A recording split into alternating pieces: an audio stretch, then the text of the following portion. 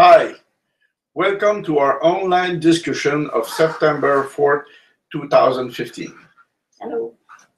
So this is Amy Asbrook and I'm Christian. Amy Asbrook is the director of Toujours Vivant, Not Dead Yet, and the assistant director. Toujours Vivant, Not Dead Yet is a project of the Council of Canadians with Disabilities. Our online is to inform, Our goal is to inform, unify, and give voice to the disability right opposition to assisted suicide, euthanasia, and other ending of life practices that discriminate against people with disabilities. There are many reasons to oppose the legalization of assisted suicide and euthanasia. Here are just a few. It's unnecessary. Everybody has the option to commit suicide or to refuse medical care and have palliative sedation on demand. And it is possible even for people very disabled to suicide themselves without help of anybody. Yeah, we talked to somebody yesterday who, in most ways agreed with us, but he still, held out because he was concerned about his own options, and he didn't really understand that he has the option to either commit suicide or to have palliative sedation until, you die naturally, and that's definitely an option.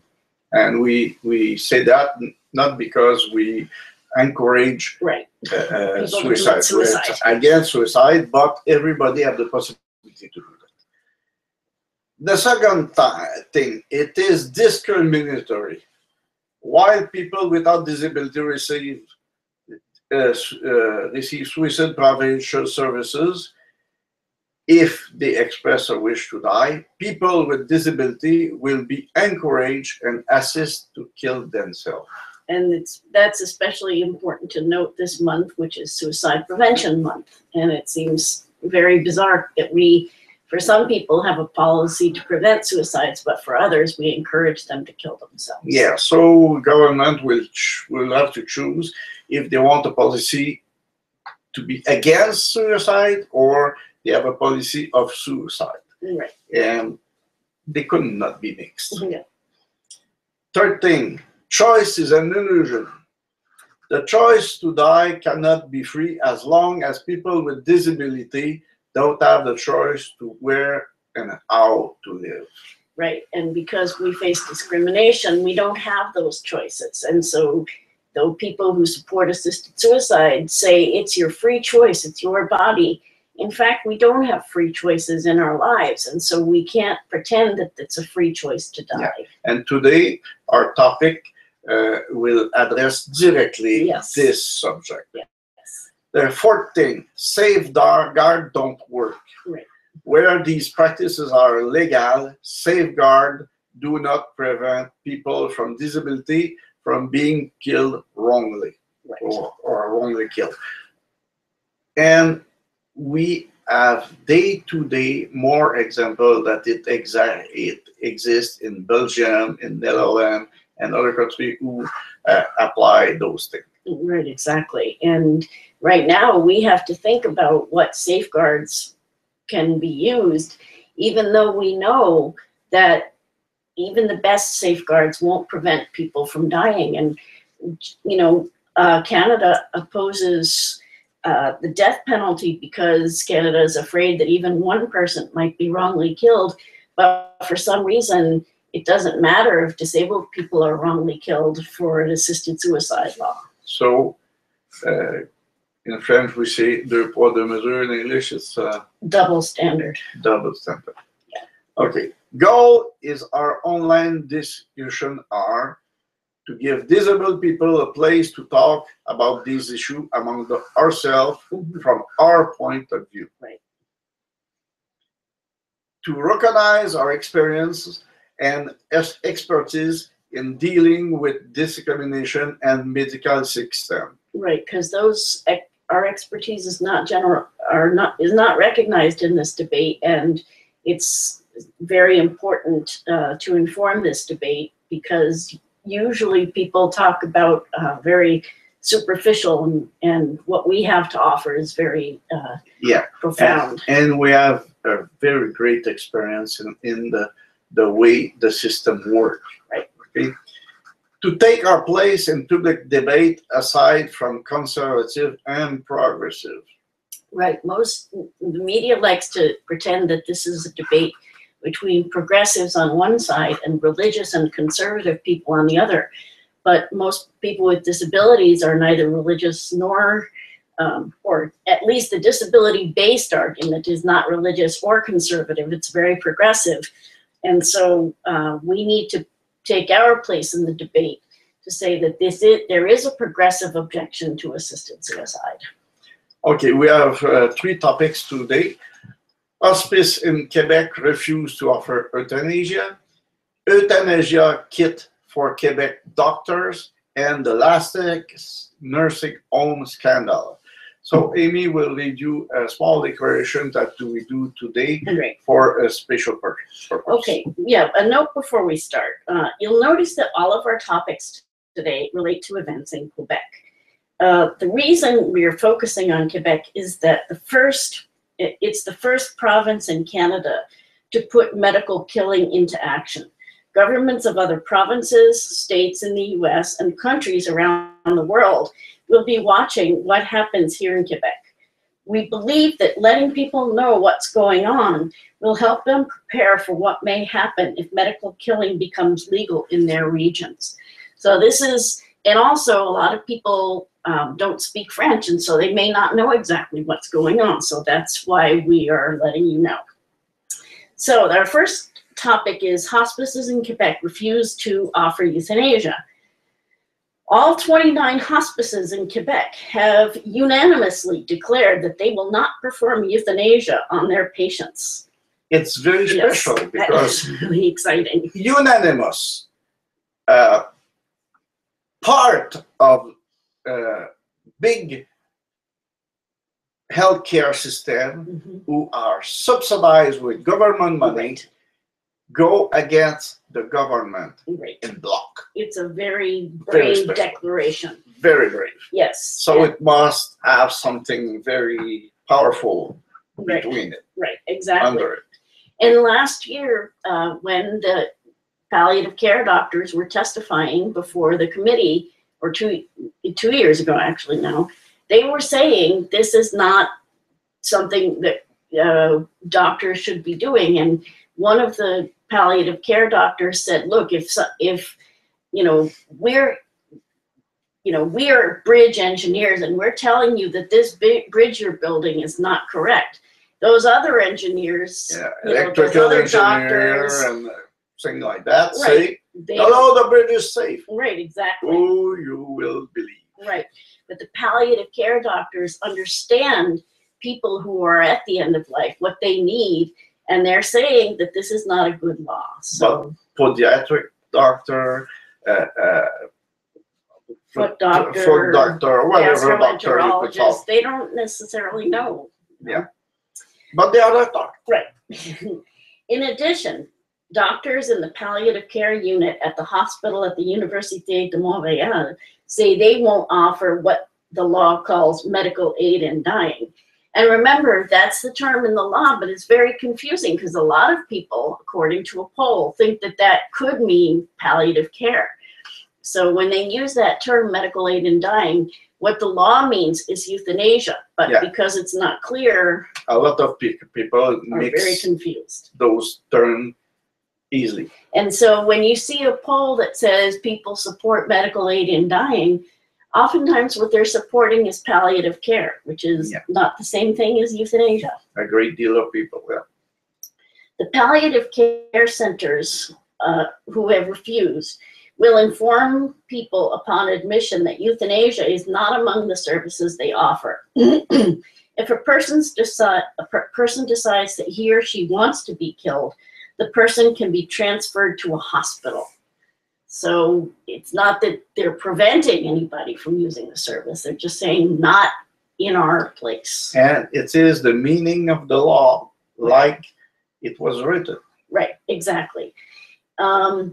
Véronique Yvon, who was the former Péquiste minister who shepherded Bill 52 to its passage in 2014, said she was surprised by the hospice decision.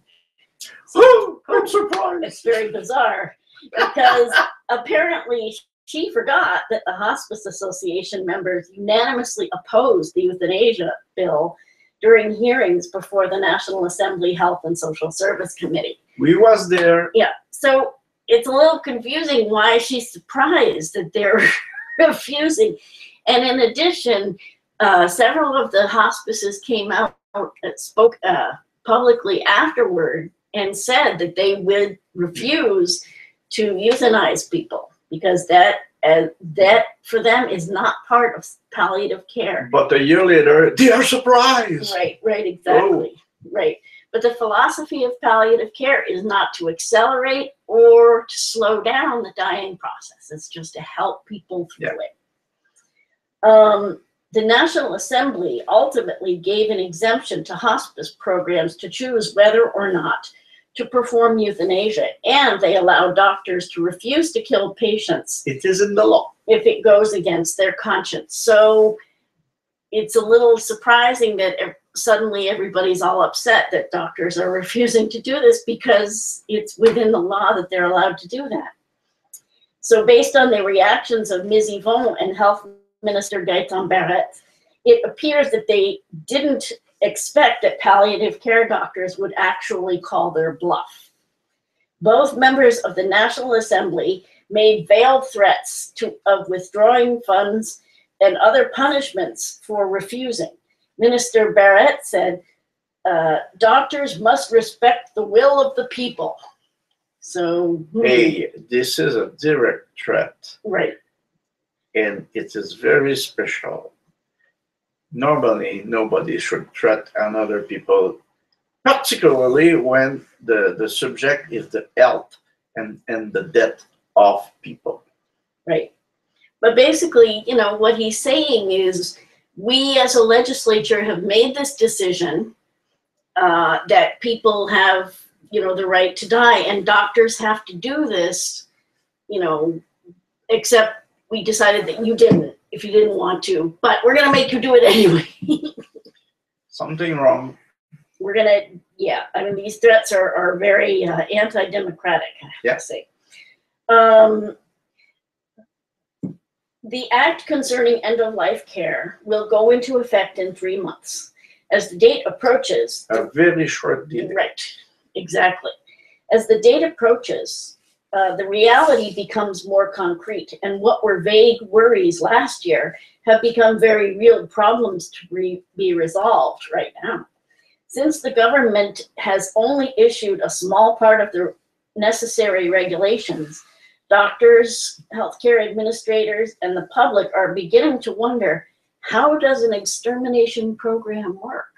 Because it is an extermination program. Right. It's certain people will be qualified for, if they say they want to die, they will be selected to either receive suicide prevention services or euthanasia. So that's an extermination program. They got to decide how it's going to work, and it's not going to be pretty. Okay, the next item is Euthanasia Kits for Quebec doctors.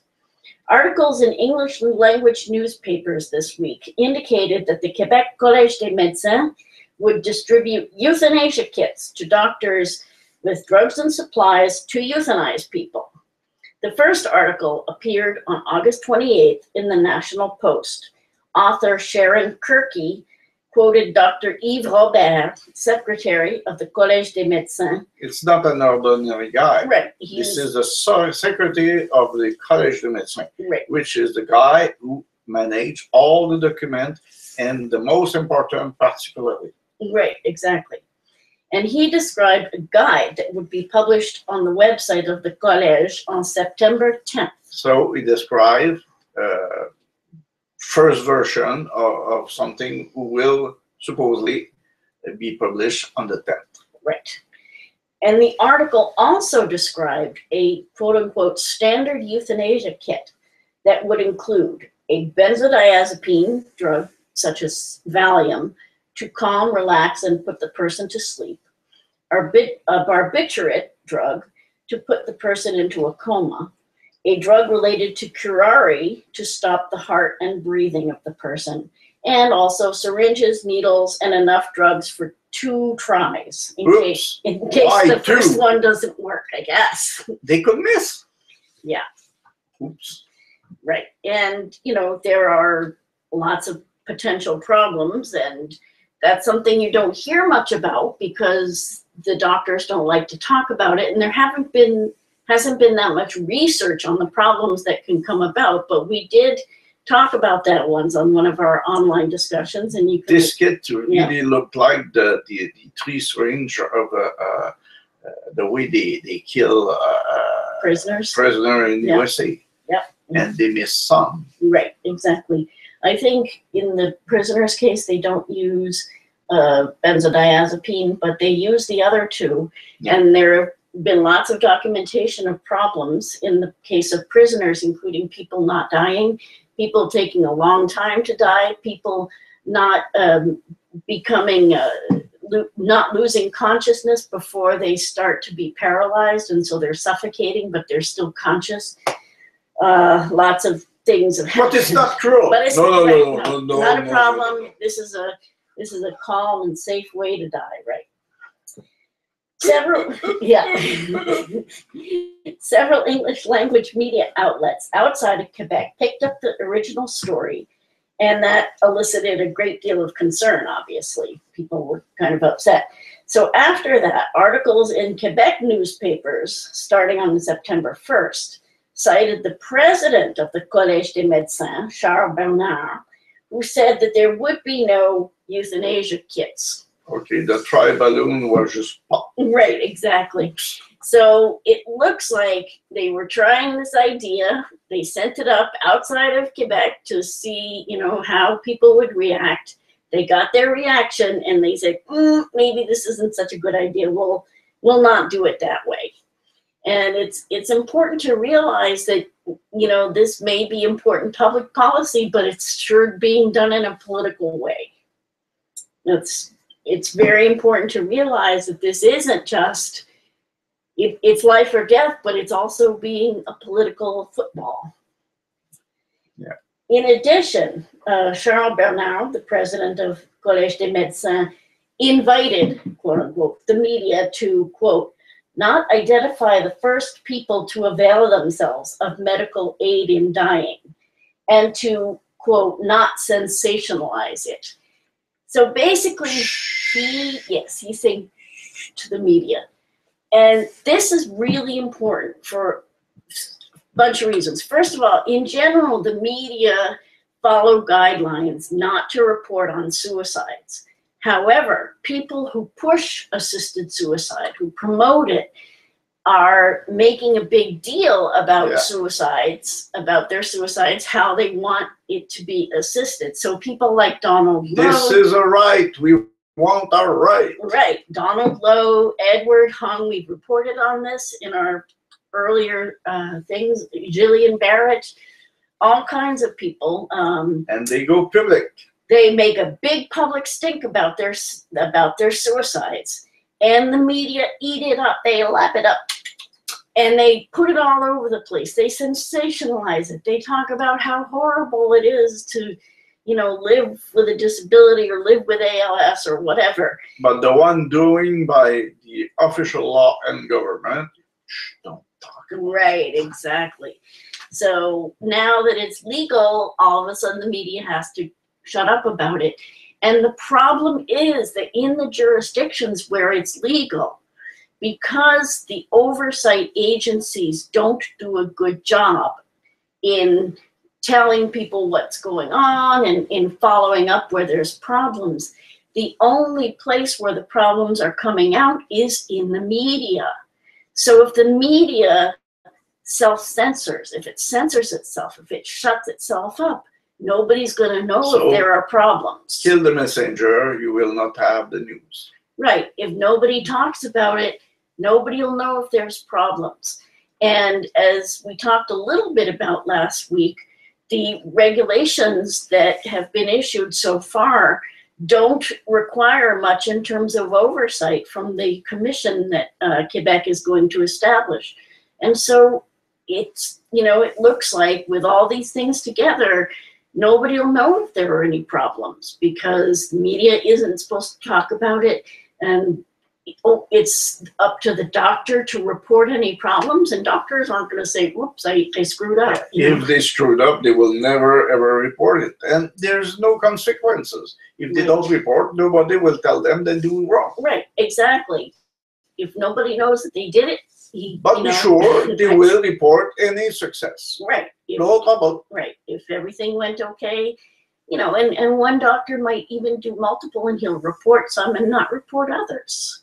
So, you know, it'll look okay because he did a few. And there's no consequences. Right. They could not be sued. They could not have any.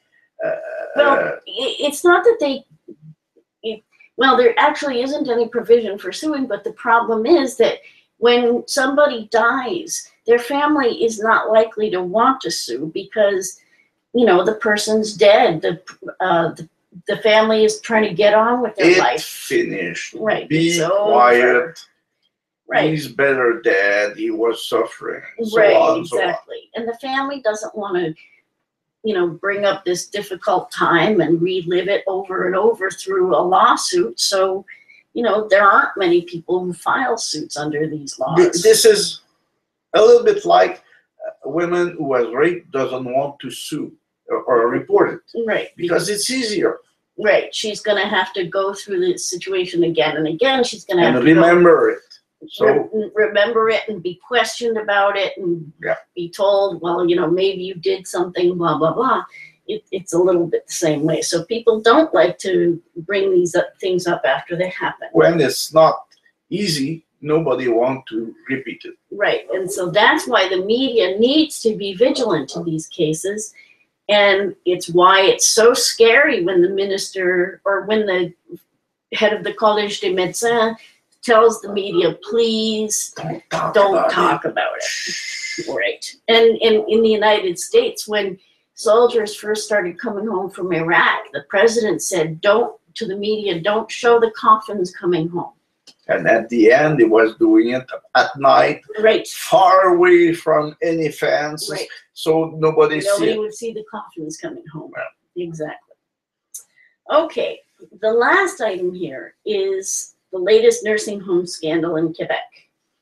And the first, I'm going to quote from an article, and this is my translation of the article. So if there are problems, you can blame me. Free translation. So no, I translated it directly. Yeah, yes, but we are not professional translators. Right, exactly. Quote, elderly people tied up for no reason. Wheelchairs locked to prevent people from moving around. Layers of diapers for less frequent changes. This was the daily horror people lived with for years at a nursing home in Abitibi. For years? Yes. Not for a few weeks or months. For years. This is how David Prince began his September 1st article in the Journal de Montréal, where he described the latest nursing home scandal here in Quebec. The article describes not only mistreatment of residents at the Harricana nursing home in Amos, but also intimidation of family members who tried to put a stop to the abuse. So they intimidate family too, and this kind of thing happen quite often in different kind of nursing homes. Yes, it does. There is good nursing homes, right, but we saw many abuse like that. Right. The residents had their eyeglasses and hearing aids taken away. And the staff gave them only 15 minutes to finish eating before taking away their plates and saying, you're not hungry anymore. Now, those things are, you know, it's not like somebody was hitting somebody, but those are policies of a nursing home that deprive people of their civil rights. If somebody doesn't have time to eat and they have difficulty swallowing, they're going to be malnourished. That's abuse. But it's a policy of the nursing home, just like earlier this spring we were talking about the policy in nursing homes that people who couldn't bathe themselves only got 1 bath per week, and they had to pay under the table to get a second bath if they wanted to be clean, because the sponge baths they got weren't very helpful. So it's that kind of abusive policy that happens in these nursing homes that you know, makes people feel like they don't have a good quality of life. And that, you know, a lot of these things are fairly standard in nursing homes, not giving people much time to eat, you know, and the issue of having eyeglasses and hearing aids. If somebody tells you something and you don't have your hearing aid and you misunderstand, that can cause problems. And it's especially bad when people who have difficulty talking don't have their communication devices. They can't speak. So that can be very, very dangerous. Yeah, I agree. As we said, the abuse continued for years, and residents and their families were afraid of reprisals if they complained. And that often happens again in abusive situations. Unfortunately, while he was making his complaints against palliative care doctors who refused to kill people, Minister Barrett didn't seem to make the connection between the abuses in nursing homes and requests for euthanasia. And this is the link. Right. It's obvious. If you are abused and you are maintained in a very bad condition, your choice is between kind of bad prison and to be killed. What is your free choice? Right. Okay. Exactly. That's the point. Right. And many people will choose to die because they are close to death. When you are 90 years old and not so healthy, you are close to death, whether you want to or not. Mm-hmm. So you may choose to death. And it's not because you are 90 years old that you doesn't have 5 more years to live if you live well. Right. If you're in a situation like that, and again, in the article, they didn't talk about people being beaten physically or raped, the kind of abuse that everybody says, oh, obviously that's abuse. These were policies of the nursing home. Mainly economic things Right. make those policies happen. Right. And Exactly. do we live in a very healthy economic situation? Right. Right. So that's the kind of connection that people are not making. And these are elements that came up again this week. And, you know, as I said, we talked earlier about the issue of people being able to get baths. Now, this is a situation where people are forced to urinate and defecate in their diapers because nobody's there to take them to the toilet. This is abusive, but it's, you know, very typical in these places. And it forces people to want to have assisted suicide. Any other comments? That's what we think. Not really. I think that's the end. Okay. But we think that those things are obvious. And what is not obvious for me, it's a Ministry of Health doesn't seem to see the link between those things. Right. And he doesn't want to see it. Right. And so right now we need, you know, looking at those things, those practices, how are they going to create safeguards? They're going to prevent people from being abused when they already can't prevent people from being abused. Yeah. Okay. So think by yourself. Right. If you want to watch our past videos, you can search for Euthanasia and Disability either on Google Hangouts on Air or on YouTube. And we have almost 2 years worth of videos now.